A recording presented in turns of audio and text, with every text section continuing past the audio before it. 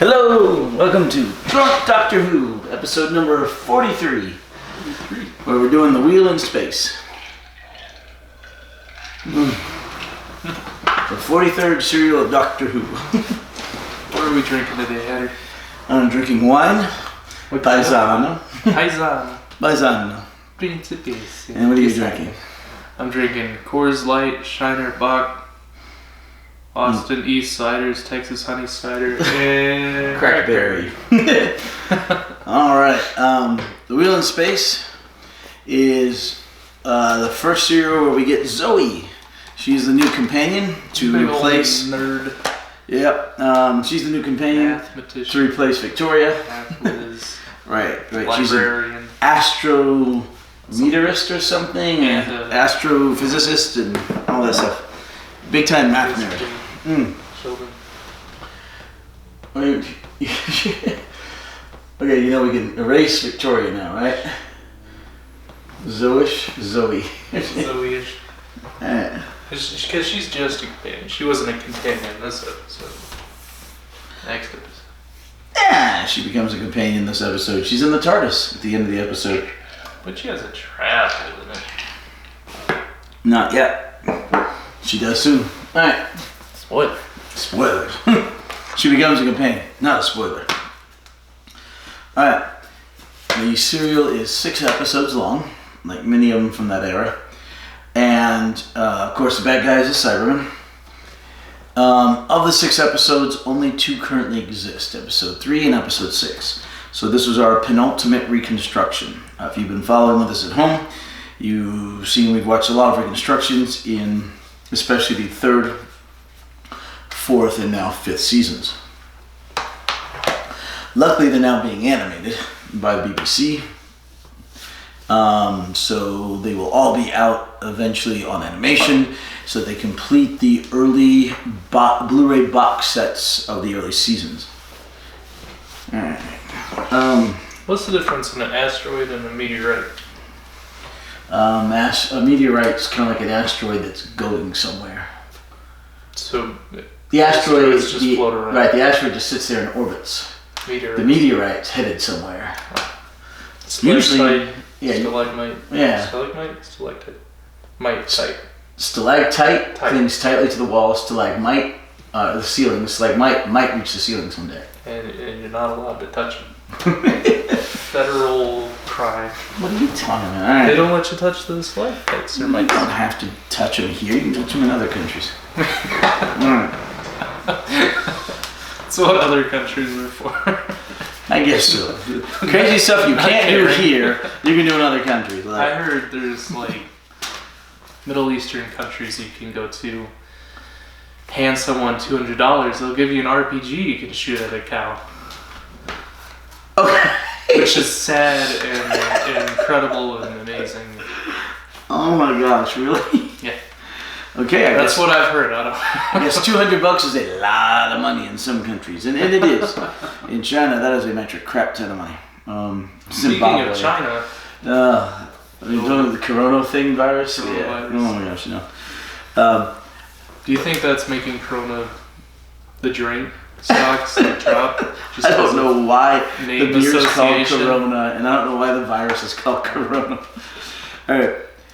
In this serial, the Doctor and Jamie materialize the TARDIS inside of another ship, inside of a rocket ship. And they don't even know it at first. Yeah, they don't realize it at first. The TARDIS is lying to them. Well, the TARDIS is giving them weird images as a warning. And they're like, wait a minute, why are we getting these weird images? The Doctor's like, oh no, it's a warning, we should leave. And right then the TARDIS starts to smoke and catch fire. Why is that? Is that Cyberman interference? No, I think it's because he ran out of mercury in that one item. Remember? I remember it was mercury. Okay, so they've got a vortex. Time vector generator. Time vector generator. This golden rod. Remember it was mercury that they needed. The second episode in the Daleks. He took it out to pretend that he couldn't leave because he wanted to. Right, but then by the end he actually needed the mercury. So apparently the TARDIS runs on a lot of mercury. But anyway, so this time vortex generator thing is breaking down, and the Doctor needs mercury for it, so they have to run out of the TARDIS, and he pulls the golden rod thingy, and this turns the TARDIS just actually into a police box. Huh? My golden rod. Your golden rod? Same name.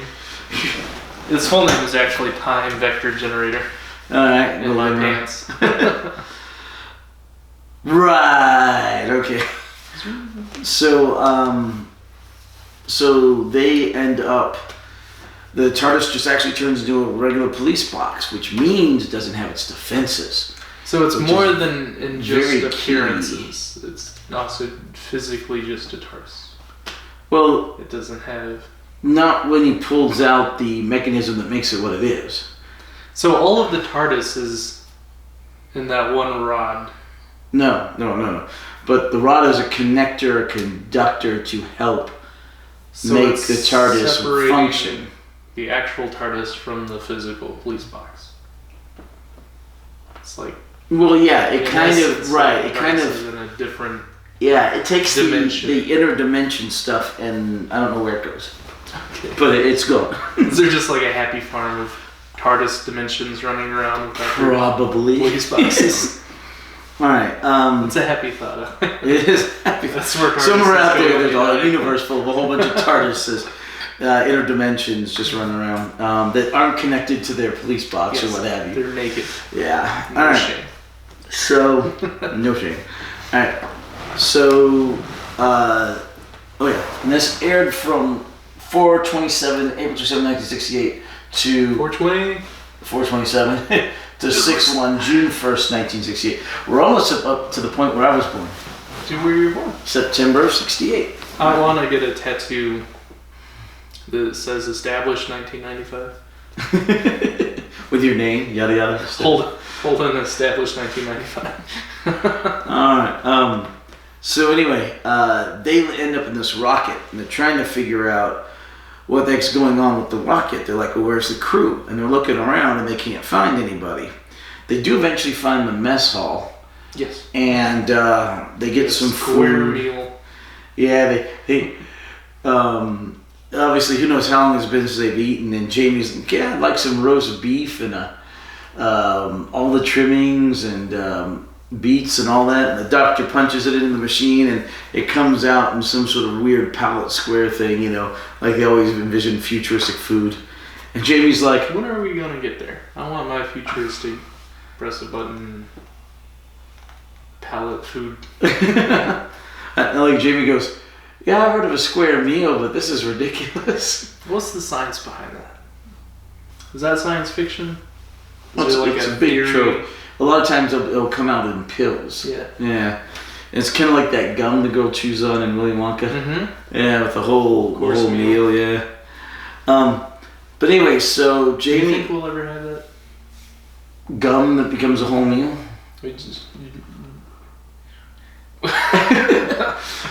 Do you think we will ever have what? Generated food.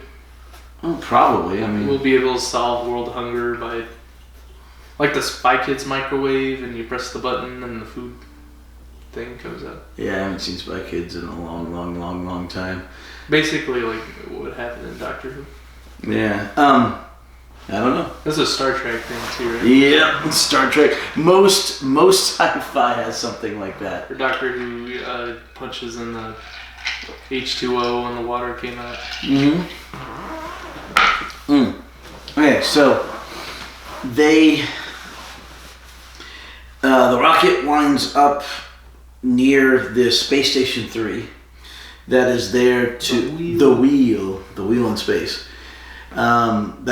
Is there to help defend against meteorites and act as a way station to other places from the Earth and things like that.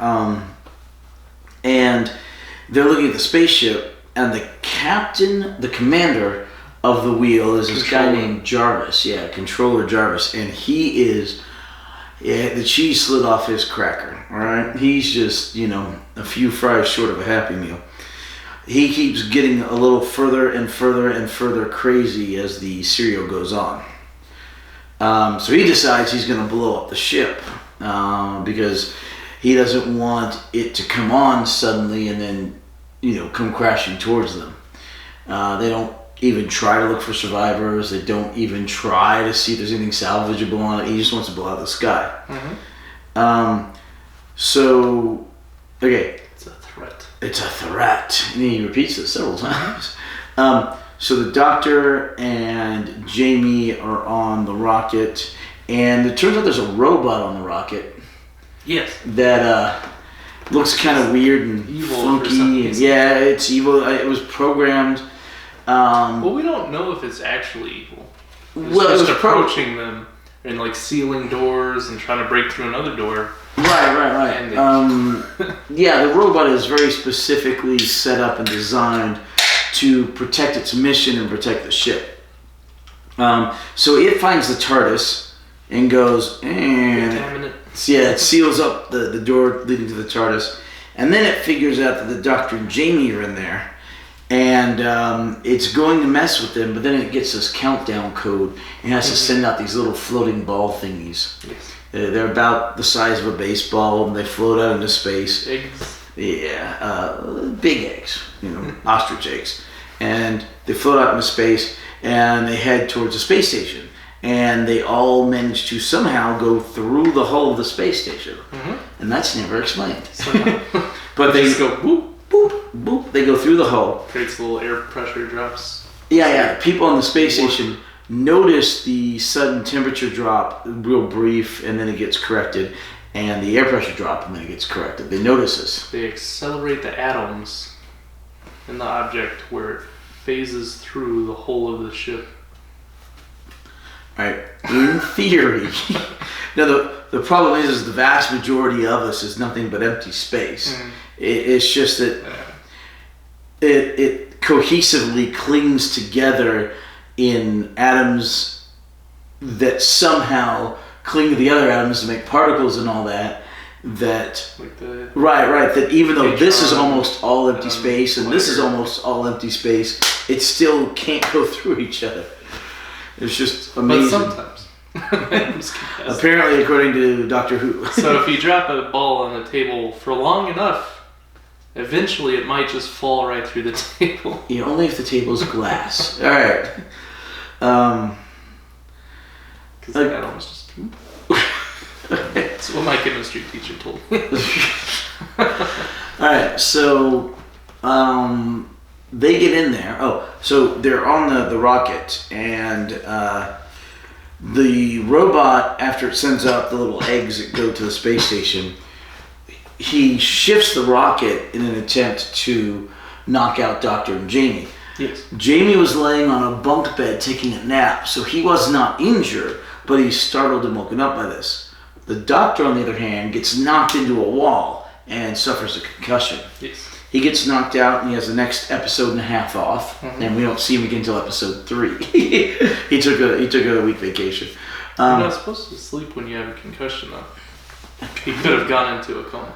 Well, okay, sure. So anyway, then they're about to blast the thing out of the sky. Jamie, he's trying to figure out how to get help, and he looks down and he sees the station, and he takes the golden rod and starts like pointing the beam at it like Morse code kind of thing. Did you talk about what he did to the robot with the rod? While the robot's trying to drill through the door. Wait, did that happen first? That happened before so Morse code. Before he tries to send the Morse code down. Which Jamie wouldn't know what Morse code is. Jamie, that he wasn't was after actually. Jamie's time. He was just clicking a pattern. A pattern, so they know there was intelligent life. But anyway, so the robot then, after it sends out the eggs, after it thought it had knocked out Doctor and Jamie, tries to starts melting down the door, and Jamie points the golden rod at it and fires, and apparently blows the crap out. Yeah, blows the crap out the door, blows the crap out the robot, which means.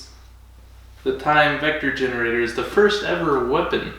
In fact, the Doctor himself even refers to it as a gun. Yeah. It's not the first ever weapon the Doctor uses. What other? Well, he used a sword, but that wasn't his. Well, yeah, he used a sword, and he used his cane. Remember when he beat the guy with the cane in the Romans? Well, that's true. Yeah.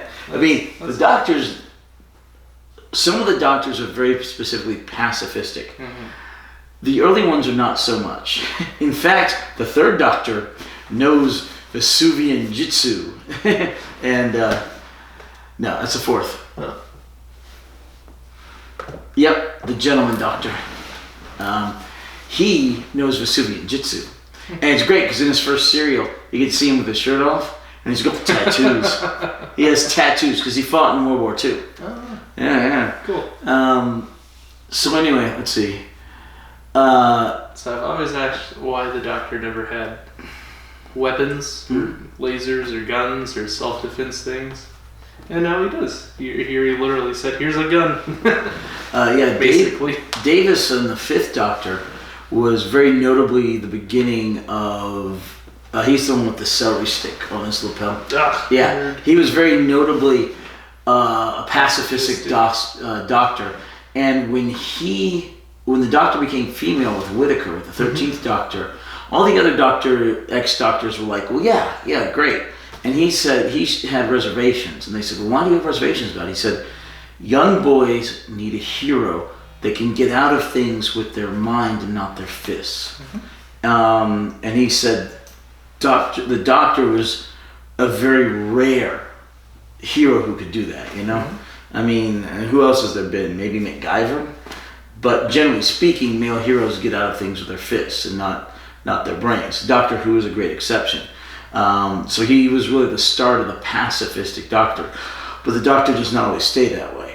The Doctor is merciful, but he's also brutal if you cross him. Personality changes. Yeah, he has different personalities and different incarnations. Okay, so anyway, he takes the golden rod, he blows up the robot, and then he takes it and he starts kind of making a pattern down the station. Which really messes up with their... Yeah, it really... Now we're in episode 2 now. It even incapacitates one of the guys. Yeah, because they're wearing the headphones, and it sends such a wave of static and noise into their entire electronic system that it knocks one guy out. One guy several throw their headphones off, and they're like, ah. But they figure out eventually that it is a pattern, that it is there's an intelligence behind it. So they go, okay, well, we're not going to blow up the ship. And they send over a couple of guys. And the couple of guys show up, and Jamie's like, hey, I've got an injured man here. And you're talking about the Doctor. So then they get, they use some of the extra spacesuits on the rocket ship, and they get Jamie and the Doctor back into the space station, the wheel. Okay, so in the meantime, they're trying to figure out what the heck is going on with the rocket. And the Doctor's unconscious, much like Jamie was in, what was that Cyberman one where Jamie was out for the second episode? The Tomb? No, not Tomb of the Cyberman. The one before. Oh, the base one. Arctic base. No, not the Arctic one. Oh. The one, Jamie wasn't in that one. Jamie, the one on the moon. Oh. Yeah. Because remember, they already had the other male protagonist, and Jamie had just become a companion. They really hadn't written the story yet. The enemy of the world? Oh, no, that's not. So they put Jamie Ice on. Warriors. No, not the Ice Warriors. Oh, Let's see. Boom.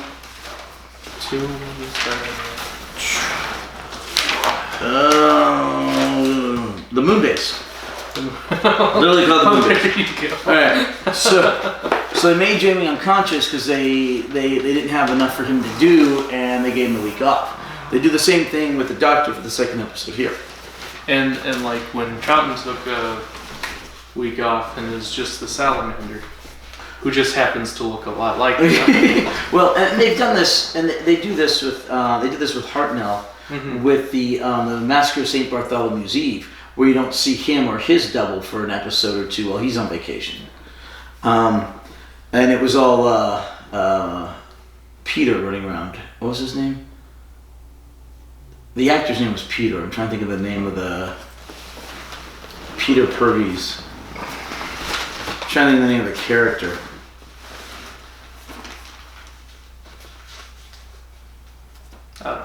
Steven. Okay. So, Future man. Future me. Future man Steven. Okay, so wait, what? Blondish brunette. Yeah. Sandy blonde, yeah. So the doctor's unconscious. Skips out episode 2.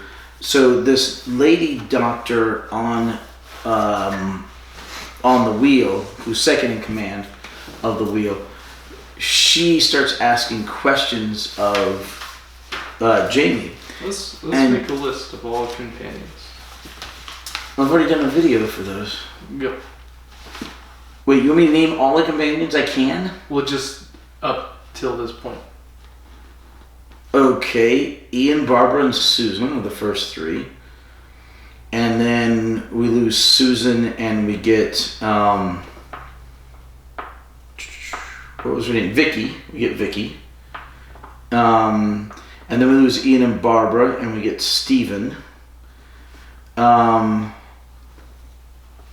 we lose Vicky and we get... Dodo. No, not Dodo yet. What's her name? Katerina. We get Katerina. Then we lose Katerina. And we pick up Sarah Kingdom. Then we lose Sarah Kingdom. Same serial. And it's just Stephen the Doctor. Then we pick up Dodo.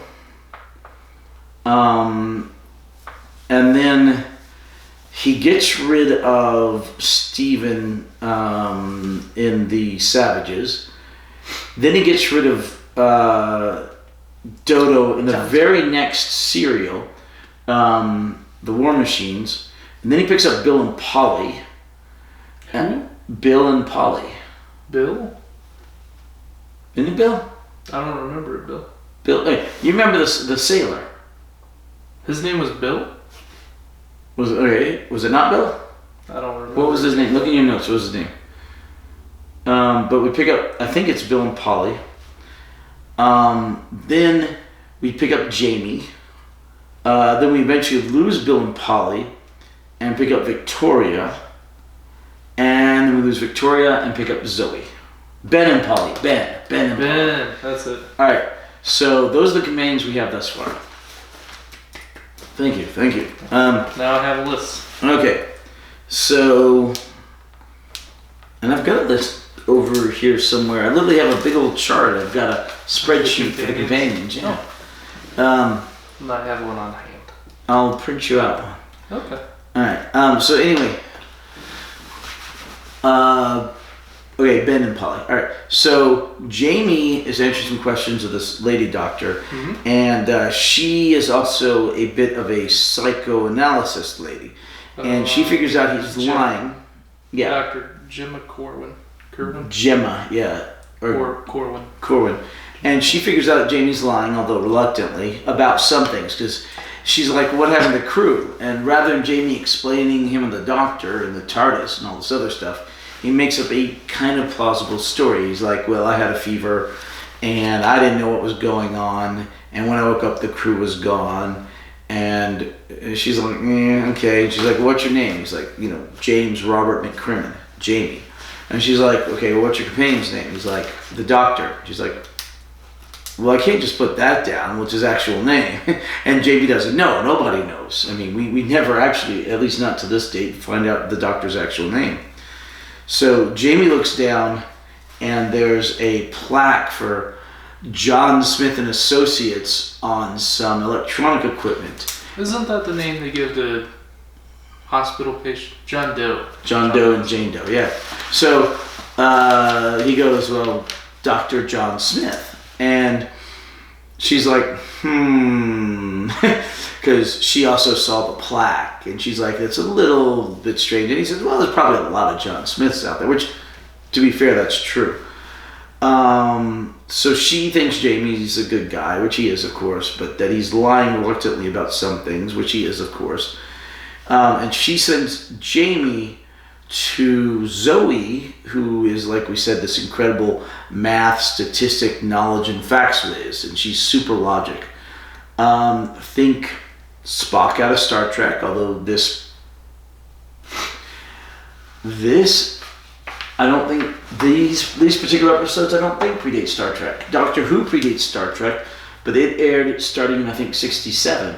So this is just a little after Star Trek had been on for maybe a year or something like that. So think of Spock in Star Trek or the Mentats in Dune, stuff like that. Real quick, computerized, speedy knowledge and figures and facts and all that.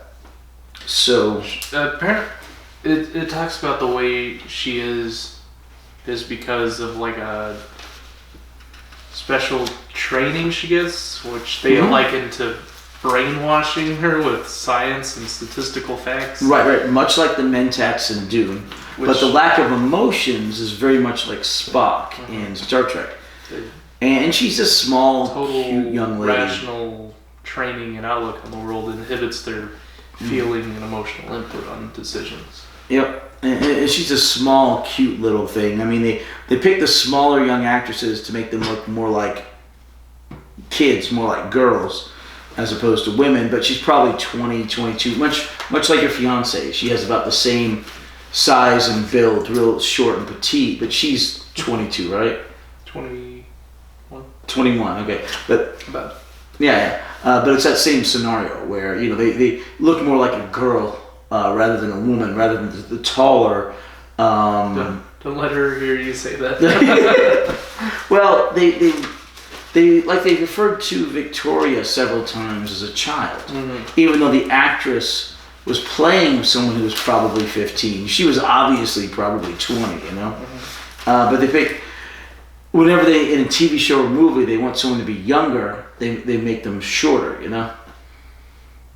So that it just reinforces what we believe in terms of people, is that the taller you are, the older, and the shorter you are, the younger, even though it's by no means true. That's been a problem in art for ever all throughout history. Is a lot of artists don't know how to draw children's biology and anatomy. So they'll draw, adult human anatomy and then just shrink it down in size. So you have this odd-looking man child. So that's or still happening today in like cartoons and anime. And I can see it. Which children are totally different in like fat proportionally. content, bone their structure, heads are much larger than the proportion of their bodies. So that's something I have to learn. Okay. So she sends him to Zoe, and she says, "All right, Zoe, take him around, show him the wheel, but observe him." And the first thing she does is laugh at his kilt. And he's like, "What? You've never seen a kilt before?" She's like, "Oh, kilts." And she brings up all this information. And you know why they call it a kilt? It's because I killed the last man that called it a dress. But then Jamie's like, "Yeah, you laugh at me again and I'll take you over my knee and give you a good whooping." And she's like, "Oh, I'm going to learn a lot from you." Yes, of the 60s.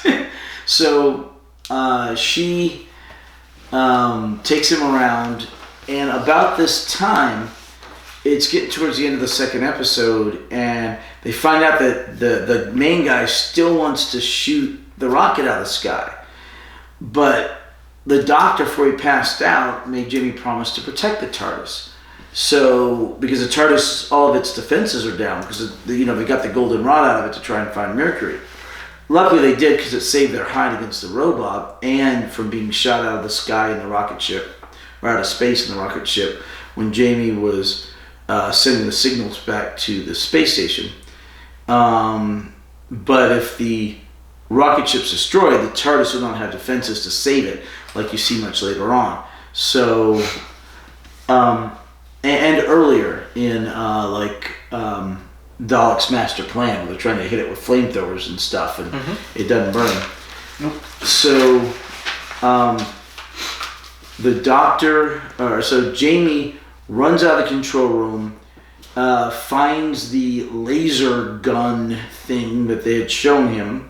He opens up the panel and takes this super duper plastic stuff, spray on plastic, which I think we may actually have in existence now.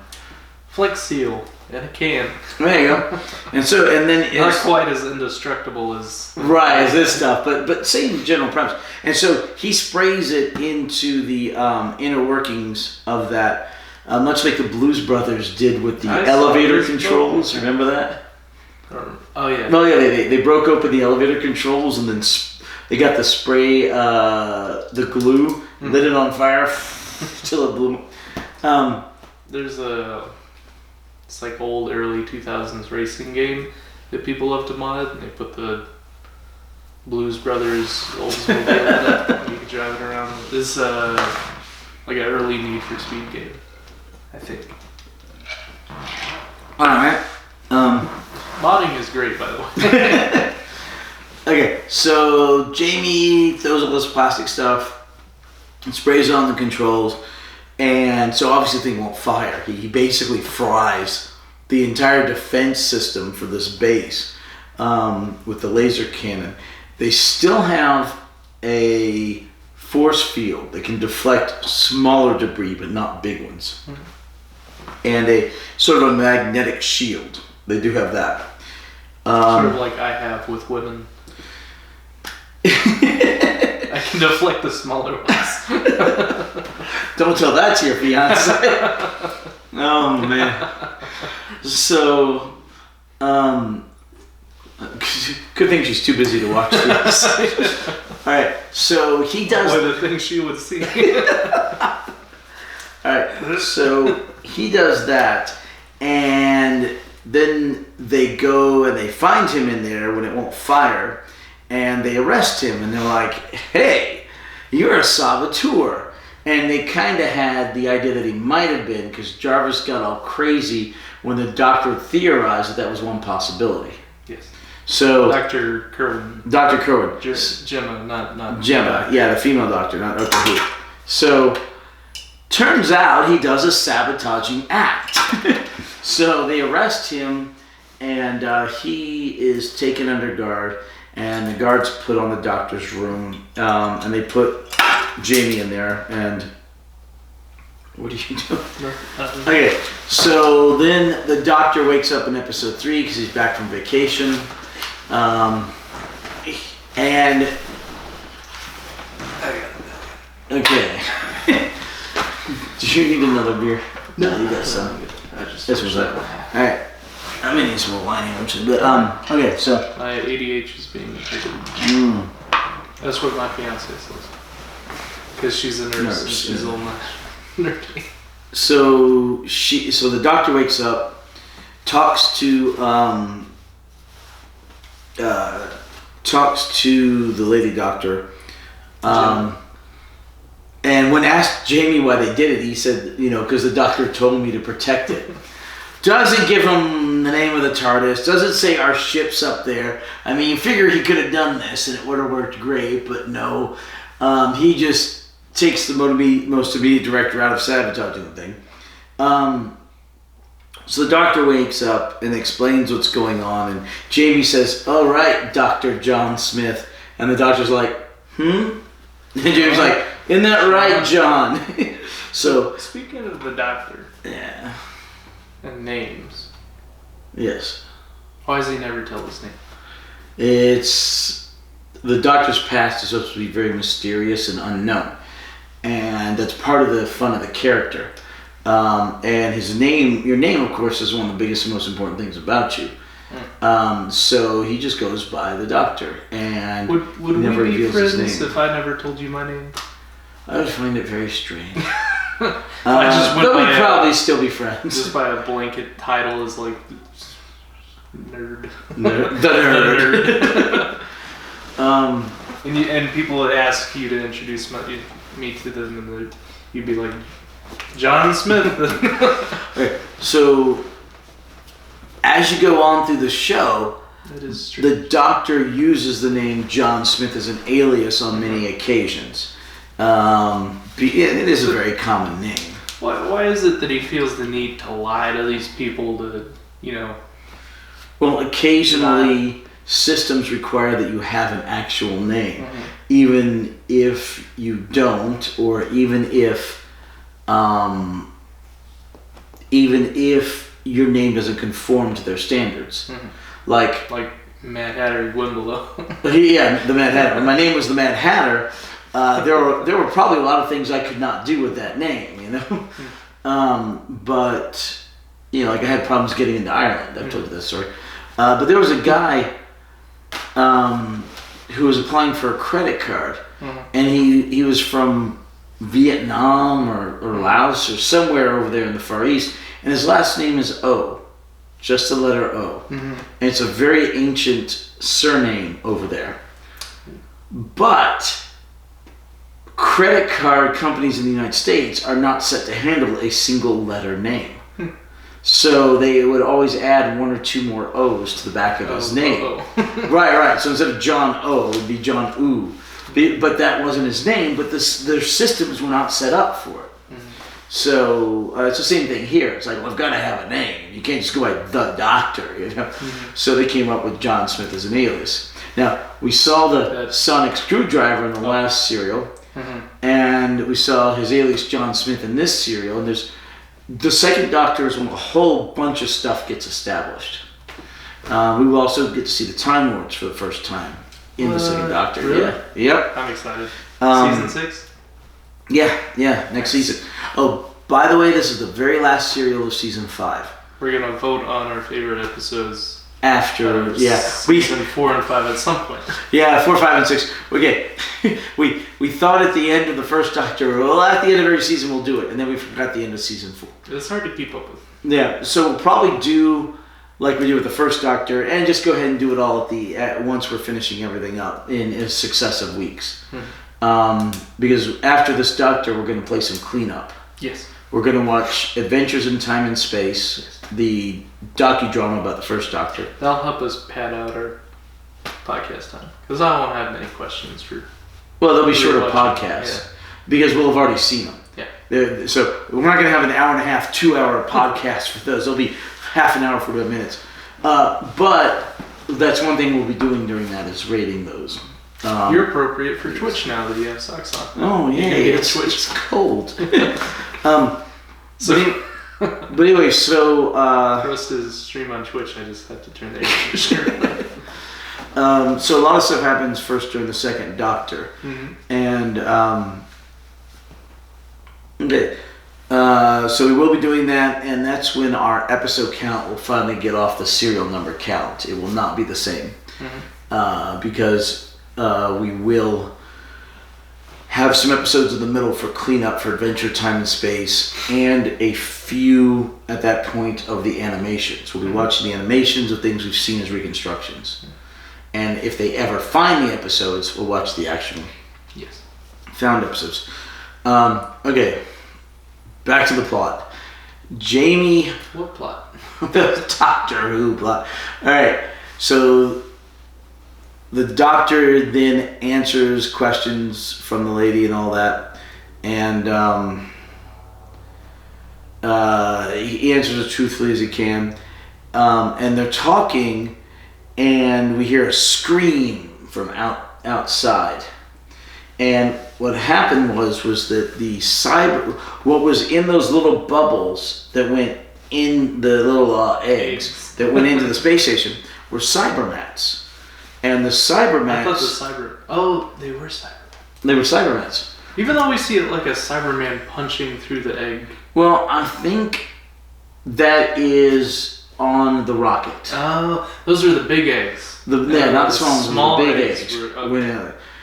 Okay, so the Cybermats... The small ones have less atoms, so they can phase through the whole of the ship. Yeah. I think couldn't fit the big ones through. I think it's the magnetics or the pull and the tension between the atoms and the molecules that make it feel solid. I know exactly. Okay, so well, it's like water tension. It's like water tension, same thing. All right, or bubble tension, which is an ant's worst enemy. Yeah, or bubble tension, you know. So egg tension. Egg tension. Alright, so the Cybermats got out of the eggs. The Cybermats go and drain all of their beryllium. What is that stuff? Beryllium, which is the main fuel, i.e. beryllium rods, that they use to fire the laser. Also, my main fuel. Have it every morning for breakfast. Beryllium. Yes. No. I run on it. So there's this one guy who came in on the Cybermats, draining the beryllium, and he's killed by the Cybermats. That's our first death, right? Yes. Because there were 6 deaths.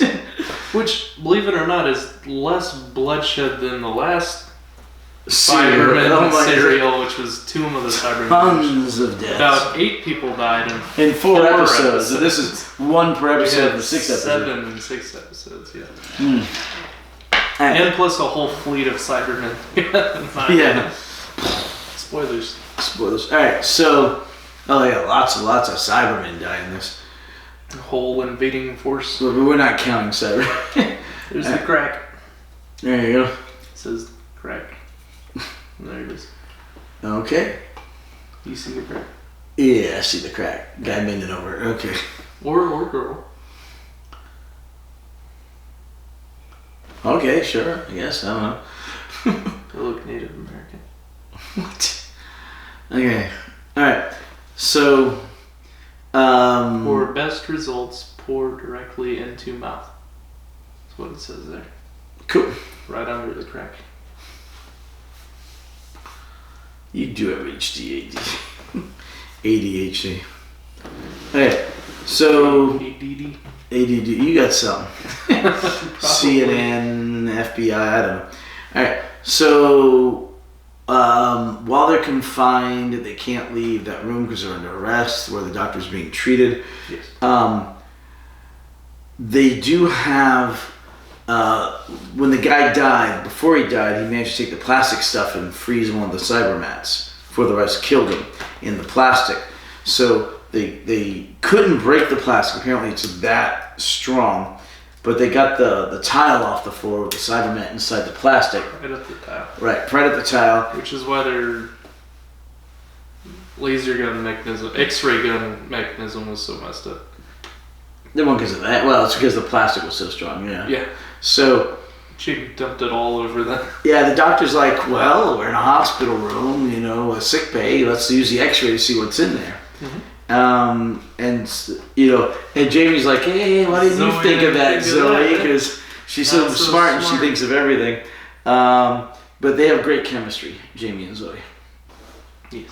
Yeah. So, and we're in the 3rd episode, which exists. Mm-hmm.